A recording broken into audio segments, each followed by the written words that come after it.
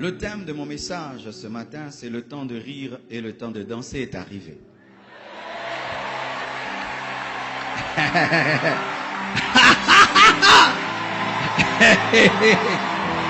Le temps de rire et de danser est arrivé. Le temps de rire et de danser est arrivé. Le thème de mon message, c'est le temps de rire et de danser est arrivé. Le thème de mon message, c'est le temps de rire et de danser est arrivé. Le thème de mon message, c'est le temps de rire et de danser est arrivé. Tu danseras ce matin et tu riras ce matin. Tu danseras ce matin et tu riras ce matin. Tu danseras ce matin et tu riras ce matin. Le temps de rire et de danser est arrivé. Yes.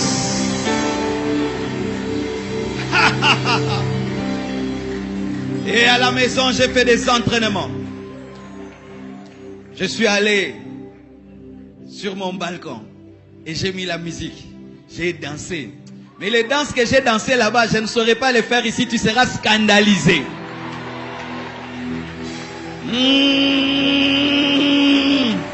Le temps de danser et de rire est arrivé. Mon frère, tu vas rire bientôt. Mais tu dois déjà rire prophétiquement pour rire réellement.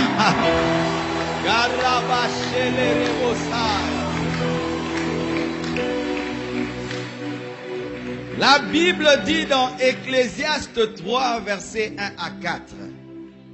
Ecclésiaste 3, versets 1 à 4. Tout ce que je vais te dire est démontrable dans la Bible.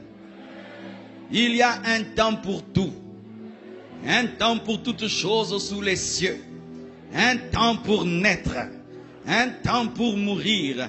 Un temps pour planter. Et un temps pour arracher ce qui a été planté. Un temps pour tuer. Un temps pour guérir, un temps pour abattre, un temps pour bâtir, un temps pour pleurer et un temps pour rire. Un temps pour pleurer, un temps pour rire. Je ne pleurerai pas éternellement. Non, non, non. Je refuse de toujours prier en pleurant. Je refuse de toujours prier en pleurant. Je refuse parce qu'il y a un temps pour pleurer. Il y a aussi un temps pour rire. Il y a un temps pour se lamenter. Il y a un temps pour... Il y a un temps pour... C'est écrit, il y a un temps pour... Parole du Seigneur. Si tu t'es lamenté, tu dois danser. Vous tous, quiconque ici, c'est déjà lamenté, tu dois danser. Tu dois équilibrer ta vie. Il n'y a pas que les lamentations, il y a aussi les danses. Il n'y a pas que les pleurs, il y a aussi les rires. Vous tous qui un jour vous vous êtes lamentés, vous avez la dette de Dieu. Vous devez danser. Vous tous qui avez déjà pleuré, vous devez rire.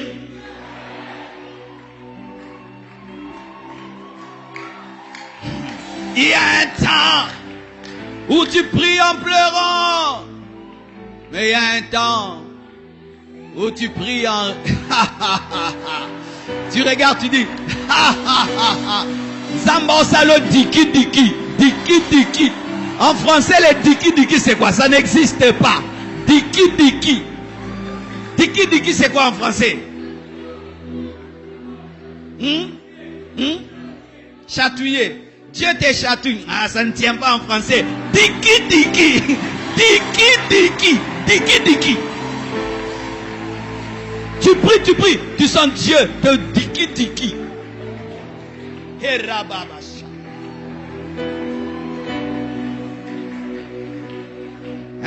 Chronique 16, 27 dit: la majesté et la splendeur sont devant sa face. La force et la joie sont dans sa demeure. La joie et la puissance sont les caractéristiques de la maison de Dieu. Quand on entre dans une église, dans la maison de Dieu, on doit trouver la puissance et la joie. Une véritable église opère dans la puissance et dans la joie. Frère, Si les païens viennent à l'église et ils vous trouvent en train de pleurer, vos chansons ça fait pleurer, tout pleurer, il va dire que dans le monde nous sommes plus heureux. Mais s'il entre, il trouve la présence de Dieu, la puissance de Dieu, des gens qui témoignent des miracles et des guérisons, mais il trouve des gens joyeux. Il te regarde, tu rayonnes. Tu es heureux. Et lui, il peut avoir des biens, l'argent, mais il sent que ce petit-là a plus de joie que moi. Il y a un frère que j'aime qui chante dans cette église. Il est albinos, toujours bien habillé. Il danse plus que tout le monde. Vous le connaissez? Même s'il ne tient pas le micro, il s'en fout. Moi, quand je n'ai pas la joie, je le regarde seulement. Il ne sait pas qu'il donne la joie à beaucoup de gens. Frère, continue. Frère, continue. Il est là. Je dis, des fois j'ai envie de dire, frère, qu'est-ce que tu vis dans ta vie, hein? Qu'est-ce que tu as? Qu'est-ce que tu es? Parce qu'il a la joie même plus que les gens qui ont des voitures. Oui, ce frère-là a la joie plus que même les gens qui sont mariés, qui ont des enfants, qui voyagent. Je ne pense pas même qu'il a déjà voyagé. Mais la joie qu'il a nous dépasse tous ici. Il est la preuve que le Saint-Esprit existe. Et il est capable de te donner une joie sans tenir compte de ta situation sociale. C'est un péché qu'une église soit triste. Ce n'est pas la parole. Des gens qui ne brillent pas au nom de la sainteté. Si Michael t'apparaît et tu le trouves triste, c'est un démon. Aucun ange n'est triste. Aucun ange n'a des rides. Pourquoi? Ils vivent dans la demeure de Dieu. Et il n'y a que la joie dans la demeure de Dieu. Même si tu as des problèmes, mon frère, quand tu entres dans la maison de Dieu, sois heureux. Tu vas à la rencontre du président, même si tu as des problèmes. Quand tu vas aller, tu vas être triste, hein? Tu vas sourire, même s'il ne te donne rien. Tu souris pourquoi? Ah, président. Président. Mais je te parle du roi des rois, du Seigneur des seigneurs. Dans sa demeure, il y a la joie et la puissance.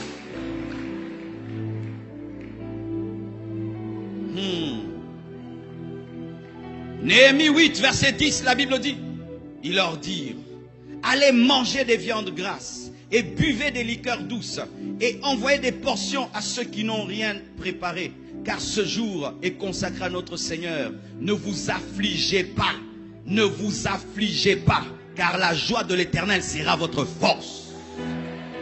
La joie de l'Éternel sera ta force. La joie de l'Éternel, c'est ce qui me donne la capacité de me réveiller chaque matin. Même si je suis fatigué, j'ai la force. La joie de Dieu te fortifie dans le deuil, te fortifie dans les tribulations, te fortifie lorsque tout va mal, te fortifie lorsque tu es prêt à abandonner. La joie de Dieu est une puissance. La joie de Dieu est une puissance. La joie de Dieu est une puissance. Ne vous privez jamais d'être heureux. Ne portez jamais l'attitude de votre vie. Mais par la foi, percez le cœur de Dieu pour avoir sa joie et la manifester. Refuse l'habit du deuil. Porte la joie de la fête. Porte l'habit de la fête. C'est une décision. Être heureux, être joyeux, c'est une décision aussi. Ordonne à ton âme d'être dans la joie. Dis à ton âme, jusqu'à quand? Jusqu'à quand je serai triste? Au point où tu as 20 ans, on croirait que tu as 50 ans. Pourquoi tu es tellement triste? La joie est une force. La joie donne la longévité. Regardez les personnes heureuses vivent longtemps. Quand tu rencontres quelqu'un d'heureux, même s'il a 80 ans, c'est comme s'il a 60. Même s'il a 50, c'est comme s'il a 30. Pourquoi? La joie rajeunit. La joie guérit. La joie rajeunit. La joie guérit. La joie rajeunit. Je te dis, une personne heureuse guérit facilement. Elle vit longtemps. Et elle transfère aux autres le bonheur et la joie.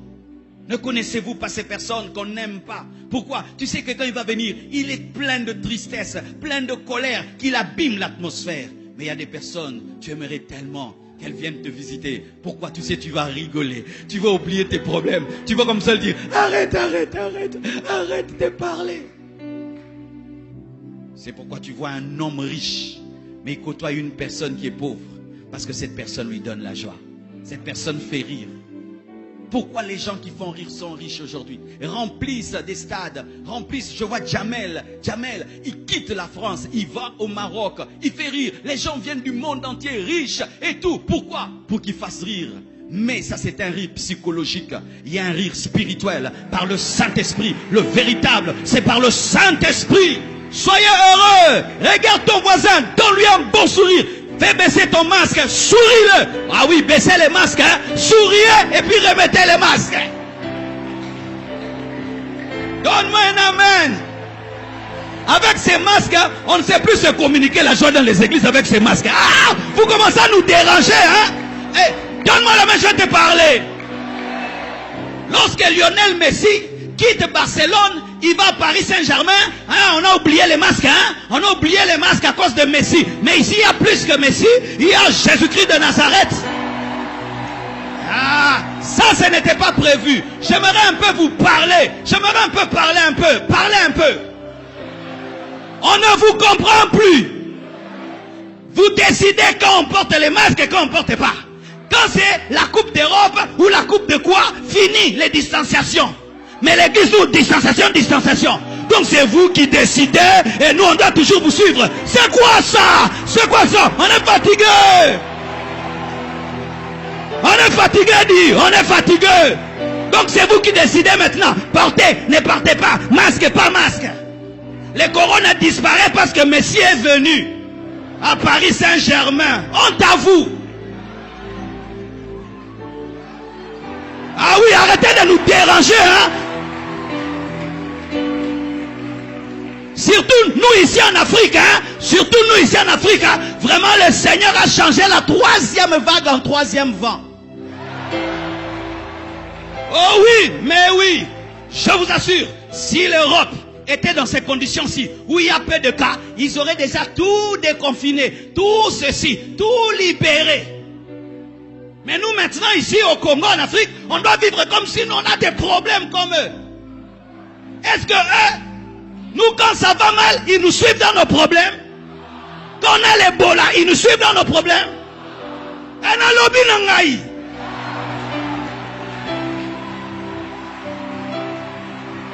C'est quoi ça? Lionel Messi arrive en France, il n'y a plus de corona, il y a la coupe de ceci, ils se tiennent là, plus de problème. Et puis vous allez nous fermer les églises parce qu'on impose les mains. Parce qu'il y a quelques frères sans masque. C'est l'injustice. Ouvrez les églises. En Europe, ouvrez les églises. C'est l'hypocrisie.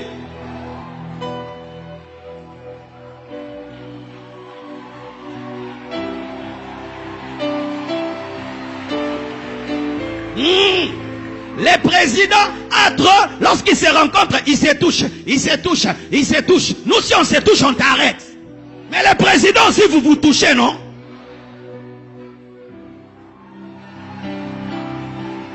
Ils se touchent, entre, ils se touchent. Nous, si j'impose les mains, vous m'arrêtez. Mais vous aussi, vous vous touchez, non? Moi aussi, j'ai touché, mais j'ai communiqué la guérison, j'ai communiqué la délivrance. Ah oui!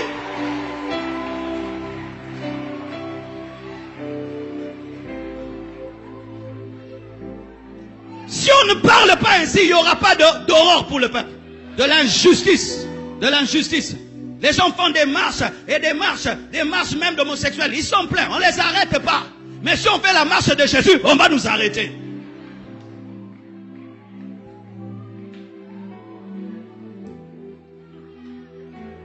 Il faut porter le masque. Quand tu vas entrer dans un restaurant. Mais quand tu vas manger, tu vas porter.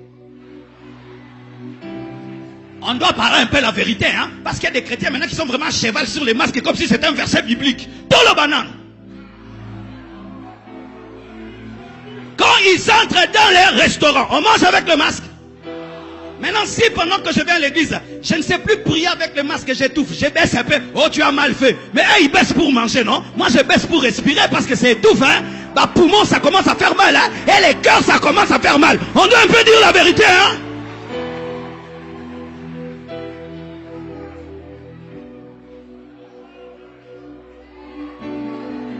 tu enlèves le masque pour manger, il n'y a pas de problème au restaurant. Mais si je viens à l'église, j'étouffe un peu, je baisse, ils ne respectent pas les